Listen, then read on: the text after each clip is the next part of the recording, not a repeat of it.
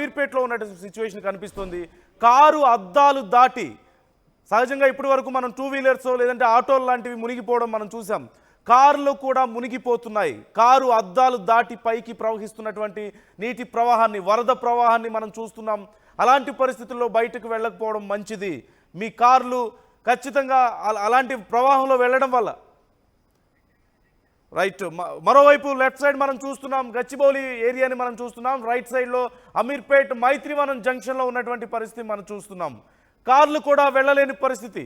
కార్లు గ్లాసెస్ వరకు, కార్ల అద్దాల వరకు కూడా పైకి వాటర్ ప్రవహిస్తున్నాయి. ఈ నేపథ్యంలో ఇప్పటికే చాలా ప్రాంతాల్లో, ముఖ్యంగా అమీర్పేట్, ఆ మధురానగర్ పరిసర ప్రాంతాల్లో టూ వీలర్స్ అండ్ ఆటోలు కూడా కొట్టుకుపోతున్నట్లుగా తెలుస్తోంది. ఆటోలు కనీసం పక్కకు తీయలేని పరిస్థితి మనకు కనిపిస్తుంది.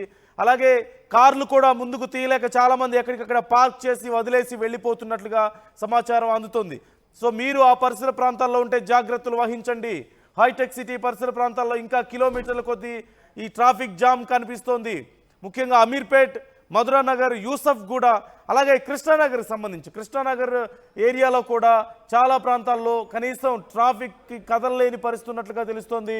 చాలా వరకు బైక్లు మునిగిపోతున్నాయి, ఆటోలు మునిగిపోతున్నాయి, అలాగే కార్లు కూడా మునిగిపోతున్నాయంటే అర్థం చేసుకోవచ్చు ఏ స్థాయిలో వర్షం, వరద నీరు ప్రవహిస్తుంది అనేది మనం చూడవచ్చు.